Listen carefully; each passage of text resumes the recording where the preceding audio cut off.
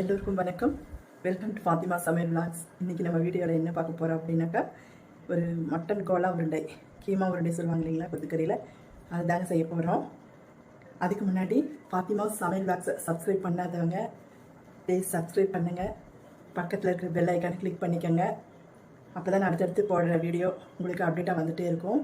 நீங்கள் கொடுக்குற ஒவ்வொரு சப்போர்ட்டும் தாங்க எங்களுக்கு மென்மேலும் வீடியோ போடுறதுக்கு ஒரு உற்சாகத்தையும் மகிழ்ச்சியும் கொடுக்கும். நன்றி. இப்போ வாங்க வீடியோக்குள்ள போகலாம்.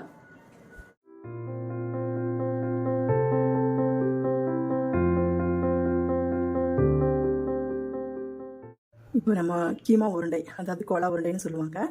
இப்போ அதை செய்கிறதுக்கு நமக்கு தேவையான பொருள் என்னன்னு பார்க்கலாங்க.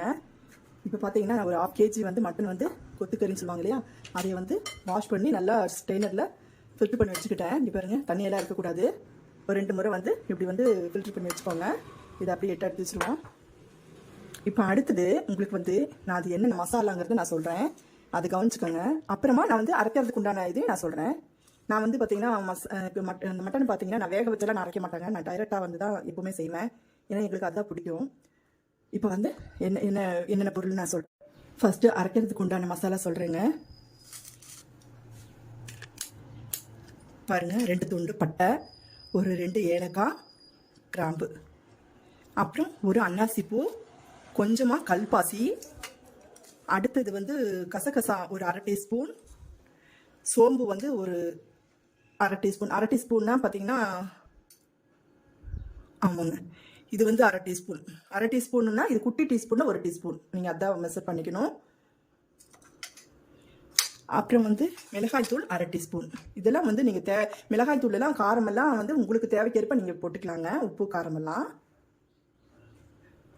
அப்புறமா மஞ்சள் தூள் கொஞ்சம், மல்லித்தூள் 1 டீஸ்பூன், பெரிய டீஸ்பூனில் 1 டீஸ்பூன்.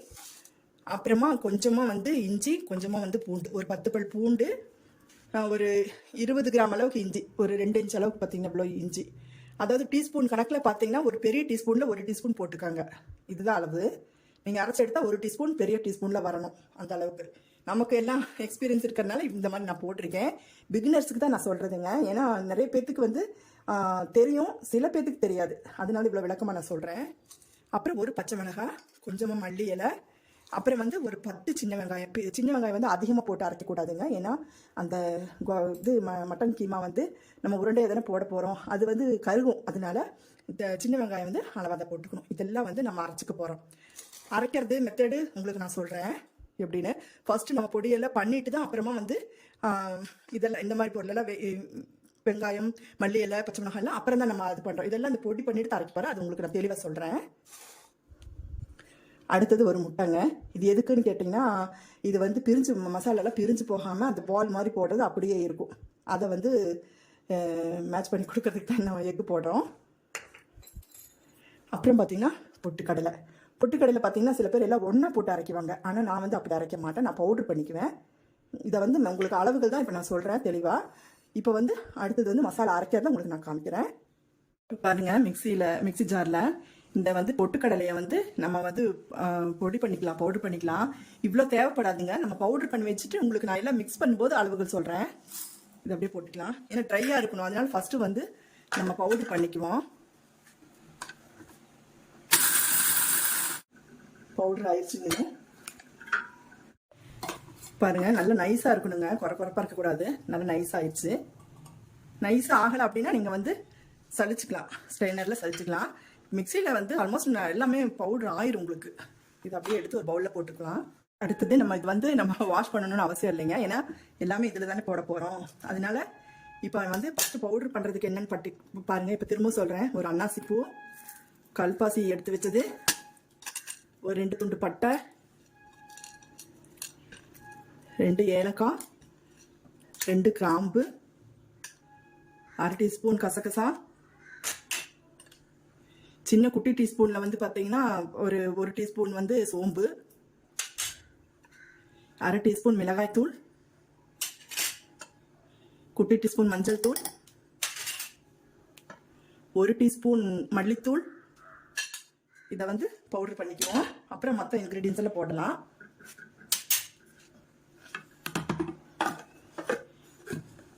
இது எதுக்கு இவ்வளோ ப்ராப்பராக தெளிவாக காமிக்கிறேன் அப்படின்னாக்கா உங்களுக்கு தெரியணும் அப்படின்றதுக்காக தான். இந்த மாதிரி செஞ்சு பாருங்க, ரொம்ப டேஸ்டியாக இருக்குங்க இந்த மாதிரி செய்யும்போது. கீமா உருண்டை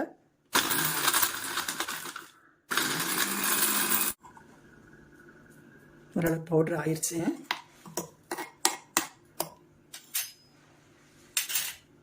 இப்போ நம்ம என்ன பண்ண போறோம் பாருங்க, இது கூட இந்த இஞ்சி வந்து கட் பண்ணி போட்டுக்கலாம், பூண்டு போட்டுக்கலாங்க. நான் சின்ன குட்டி குட்டியாக இருக்கு, நான் வந்து பெரிய பல் பூண்டை வந்து ரெண்டா கட் பண்ணி வச்சிருக்கேன். அதனால உங்களுக்கு நிறையா இருக்கிற மாதிரி இருக்குது. பெரிய சைஸ் பூண்டா இருந்துச்சுன்னா ஒரு 10 பல் பூண்டு, ஒரு பச்சை மிளகாய், இஞ்சி கட் பண்ணி போட்டுக்குவோம். பாருங்க, இஞ்சி கட் பண்ணிட்டேன். அடுத்து சின்ன வெங்காயம், இது கூட எல்லாமே போட்டுக்கலாங்க. இந்த பவுடர் கூடைய மல்லி எல்லாம் கடைசியில் போட்டு அரைச்சிக்குவோம். இப்போயே போட்டால் ஒரு கசந்த மாதிரி ஆகிடும். ஃபஸ்ட்டு வந்து ஒரு லைட்டை பல்ஸ் பண்ணிவிட்டு அப்புறமா வந்து நம்ம தண்ணி ஊற்றி கொஞ்சம் அரைச்சிக்கலாம். அப்புறம் பார்த்தீங்கன்னா தண்ணி வேண்டாங்க, இது வந்து ஓரளவுக்கு பாருங்கள் அரைஞ்சிடுச்சு. இப்போ வந்து நல்லா இது வந்து நைஸாக அரைக்கணும் இல்லைங்களா, அதுக்காக நம்ம வந்து இந்த எக் எடுத்து வச்சோம் இல்லையா, இந்த எக்கை இதுலேயே போட்டுருவோம். ஏன்னா தண்ணி ஊற்றி அரைக்கும் போது உங்களுக்கு வந்து மசாலா வந்து கொஞ்சம் ரொம்ப கொழப்பாயிடும், அப்படியே ஒரு மாதிரி. தேவைப்பட்டால் ஊற்றிக்கலாம், ஏன்னா நான் பார்க்கலாம் இதையே ஊற்றினா சரியாயிடும். பார்த்தீங்களா நைஸ் ஆயிடுச்சு. வாவ் சூப்பர், நைஸ் ஆயிடுச்சு பாருங்க. இந்த கன்சிஸ்டன்சி இருந்த போதுங்க.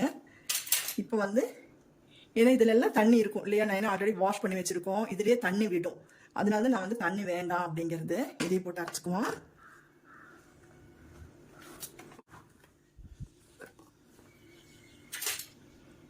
என்னோட வீடியோ வந்து ஸ்கிப் பண்ணாமல் பாருங்க, அப்போதான் உங்களுக்கு வந்து நல்லா புரியும். பாருங்க சூப்பராக அரைஞ்சிருச்சு. இதை வந்து நம்ம அப்படியே எடுத்து வச்சுருவோம். எடுத்து வச்சுட்டு இப்போ இந்த கீமாவை வந்து நம்ம என்ன பண்ண போகிறோம்னு பாருங்க. இப்போ பாருங்க, மிக்சியோடைய செகண்ட் ஜார் வச்சாச்சு. அதாவது உங்களுக்கு நாலு பிளேடு ஒவ்வொரு இதில் இருக்கும். 4 பிளேடில் போட்டால் சிக்கிக்கும். இந்த மாதிரி 2 பிளேடு இருக்குது பார்த்தீங்களா, இதில் போட்டுக்கலாம். நீங்கள் வந்து ஃபுல்லாக போடக்கூடாதுங்க இந்த கீமாவை. கைமா கொத்துக்கறி நம்ம 2 பேட்சாக போட்டு அரைச்சிக்கலாம். ஏன்னா இதில் போடும்போது உங்களுக்கு வந்து சிக்காது அந்த பிளேட்லலாம். அதில் போடும்போது உங்களுக்கு 4 பிளேடில் போடும்போது உங்களுக்கு வந்து சிக்கிக்கும். மூடி எங்கே போச்சு, இங்கே இருக்கா? ஓகே, இப்போ வந்து இதை வந்து ஒரு பல்ஸ் பண்ணி எடுக்க போகிறோம். ஃபஸ்ட்டு காமிக்கிற பாருங்க எப்படி இருக்குன்னு.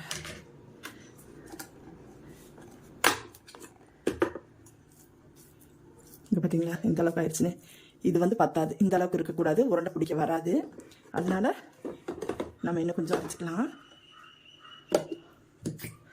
இப்போ எடுத்து பார்ப்போம்.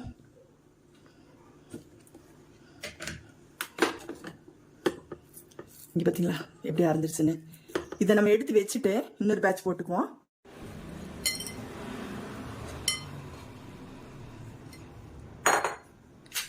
பாருங்க, ஃபர்ஸ்ட் அரைச்சது, அடுத்தது இன்னொரு பேட்ச் போட்டாச்சு. இதை அரைச்சிக்குவோம். உப்பு வந்து போடணும். என்னடா உப்பு போடலன்னு நினைக்க வேண்டாம், உப்பு போடலாம் இருங்க. பாருங்க, இதுவும் நல்லா அரைஞ்சிருச்சுங்க. ரொம்ப பேஸ்டாக இருக்கணும்னு அவசியம் இல்லைங்க, ஒரு 90% அரைஞ்சா போதும். இப்போ நம்ம என்ன செய்ய போகிறோம் தெரியுங்களா, அடுத்த ஒரு ஸ்டெப் இருக்குது பாருங்க. இப்போ இந்த மசாலா இருக்கு இல்லையா, இதை வந்து இது கூடயே நம்ம போட்டுக்கலாம். ஏன்னா நம்ம கையில் கலக்கிறத விட இது வந்து ஈவனாக எல்லாம் ஸ்ப்ரெட் பண்ணி கொடுப்போம். அதுக்காக போட்டுட்டு உப்பு போட்டுக்குவோம் தேவையான அளவு.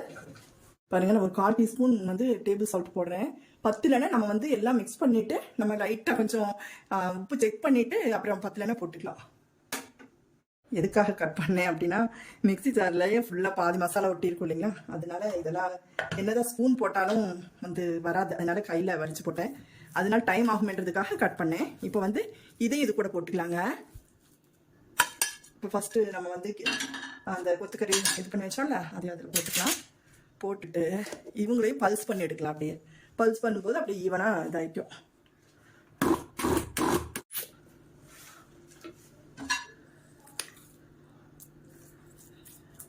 நம்ம என்ன பண்ண போகிறோம் தெரியுங்களா, இதை அப்படியே கையிலேயே எடுத்து மிக்ஸ் பண்ணிக்கலாம்.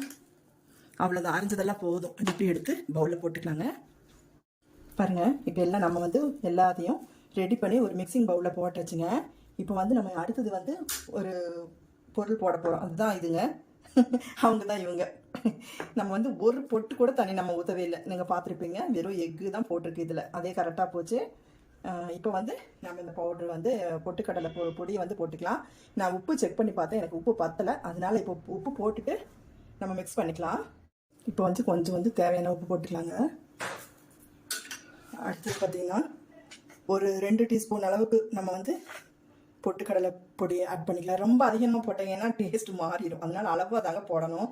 ஒவ்வொருத்தர் வந்து ஜாஸ்தியாக வேணும், பெரிய ஃபேமிலியாக இருக்குது அப்படின்றதுக்காக அதை மேனேஜ் பண்ணுறதுக்கு வந்து பவுடர், இந்த பொட்டுக்கடலை பொடி வந்து அதிகமாக போடுவாங்க.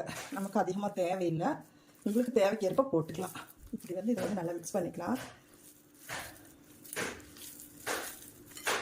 அப்புறம் ஒரு நிமிஷங்க, கொஞ்சம் வந்து மல்லி இலை வந்து கட் பண்ணி இதில் போட்டுக்கலாம். இது கூடயே சும்மா கொஞ்சமாக மல்லி இலை வந்து நம்ம வந்து அப்படியே சிசரில் கட் பண்ணி சேர்த்துக்கலாங்க. ஜஸ்ட் ஒரு ஃப்ளேவருக்காக, ஆல்ரெடி போட்டிருக்கோம் நம்ம. அதனால் வந்து இதை அப்படியே மிக்ஸ் பண்ணிக்கலாம். கையெல்லாம் நல்லா வாஷ் பண்ணியாச்சு. என்ன தான் நம்ம வந்து ஸ்பூனு அது இதுன்னு கரண்ட்டு யூஸ் பண்ணினாலும் நம்ம வந்து கையில் செய்கிற பொருள் வந்து மிக்ஸ் பண்ணுற பொருளெல்லாம் கையில் செஞ்சாதாங்க நல்லாயிருக்கும். பார்த்தீங்கன்னா மிக்சிலேயே நம்ம வந்து அரைஞ்சிருக்கோம், உங்களுக்கு அதே மிக்ஸ் ஆகிருக்கும். ஏன்னு பார்த்தீங்கன்னா இந்த இந்த கொழுப்பு வந்து இதில் சிக்கி இருந்துச்சு. அதனால தான் வந்து உங்களுக்கு வந்து மிக்ஸ் ஆகலை. நான் என்னடா போட்டது மிக்ஸ் ஆகலையேன்னு பார்த்தா இது வந்து அடியில் இருந்துச்சு. இது தேவையில்லைங்க, இது வீசிடலாம். உங்களுக்கு அளவாக எடுத்து போட்டுக்கிறேன், ஏன் அது வேஸ்ட் பண்ணுவானே. இந்த பவுட்ரு இருக்கு இல்லைங்களா, இதை வந்து கையில் வந்து நமக்கு வந்து இப்படி பண்ணிக்கோங்க. இப்படி பண்ணிவிட்டு பார்த்தீங்களா, இப்படி பண்ணிக்கலாம். இப்படி பண்ணிவிட்டு நம்ம வந்து இந்த மாதிரி வந்து இப்படி வச்சுக்கலாம். சரிங்களா, இப்படி வச்சுக்கலாம். அப்போ ஒட்டுது. நம்ம எவ்வளோ தண்ணி மிக்ஸ் பண்ணாமையே பார்த்தீங்கன்னா உங்களுக்கு ஒட்டுது பாருங்கள் இப்படி. ஆனால் வந்து பார்த்தீங்கன்னா நீங்கள் பொரிக்கும் போது ஒட்டாது உங்களுக்கு. ஏன்னு கேட்டிங்கன்னா நம்ம வந்து இது பண்ணியிருக்கேன், முட்டை போட்டிருக்கோம். உங்களுக்கு 2 மெத்தடில் நம்ம செய்யலாங்க. உங்களுக்கு டைம் இருந்தால் அந்த மெத்தடு காமிக்கிறேன். இல்லைன்னா இதோட நான் வந்து உங்களுக்கு ஒரு மெத்தடுக்கு பொரிக்கிறதோட காமிக்கிறேன். நெக்ஸ்ட்டு இன்னொரு மெத்தடு, இன்னொரு இது இருக்குது கைமா செய்யறதுக்கு. அது டைம் இருந்தால் காமிக்கிறேன். அப்படி இல்லைன்னா நெக்ஸ்ட் வீடியோவில் அந்த இது உங்களுக்கு நான் காமிக்கிறேன். அது அப்புறம் ஒரு விஷயம் உங்ககிட்ட நான் சொல்ல மறந்துட்டேங்க. அதாவது வந்து இப்போ நம்ம எல்லாம் ரெடி பண்ணியிருக்கு. எனக்கு வந்து இது போதுமான அளவுங்க. உங்களுக்கு வந்து காரம் தேவை, அப்படி இன்னும் கொஞ்சம் எக்ஸ்ட்ரா காரம் வேணும் அப்படின்னாக்கா நீங்கள் வந்து கொஞ்சம் மிளகாய்த்தூள் ஆட் பண்ணிக்கலாம். தேவைப்பட்டால் கரம் மசாலா கூட ஆட் பண்ணிக்கலாம். நான் ஏன்னா அதெல்லாம் அதிகமாக இருக்கிறதுனால நான் வந்து கரம் மசாலா, அந்த பொருள் தாங்க கரம் மசாலா யூஸ் பண்ணுறாங்க. அதனால இதுக்குன்னு தனியாக வந்து கரம் மசாலா வந்து நான் போட மாட்டேன். ஏன்னா அது இதெல்லாம் போட்டுட்டு வந்து மற்ற இன்க்ரீடியன்ஸ்லாம் போட்டுட்டு கரம் மசாலா போடும்போது ரொம்ப ஹெவியாக இருக்கும். அதனால வந்து இப்படி இருந்தால் தான் நல்லாயிருக்கும். காரம் மட்டும் பார்த்து போட்டுக்கோங்க. அது வரைக்கும் ஒரு பிரேக் எடுத்துக்கலாம். இப்போ பாருங்கள், இப்போ வந்து பொரிக்கிறதுக்கு எல்லாம் வந்து உருண்டை பிடிச்சி வச்சாச்சு. இப்போ வந்து நான் பாதி அளவு தாங்க பொரிக்க போகிறேன். பாதி வந்து எடுத்து வச்சுட்டேங்க நான்.